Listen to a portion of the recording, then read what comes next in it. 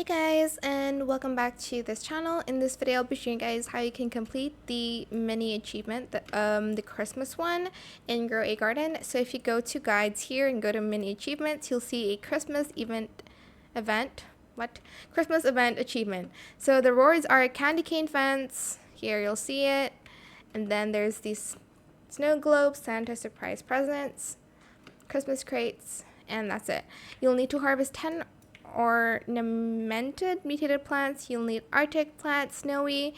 You'll need to plant 25 cookie stacks, 20 poinsettia, 15 antler blooms, 7 holly berries, 1 gift berry. Harvest 10 frosty bite, 10 cryo rose, 10 bush flake. Okay, there's a lot. But yeah, you'll need to do that to get the items later to complete the Christmas event achievement. But yeah, I hope it was helpful for you guys. Don't forget to like, comment, share, and also subscribe to this channel if you haven't done that already. If you have any more questions about this video, just leave it in the comment section down below. I will try my best to answer them all for you guys.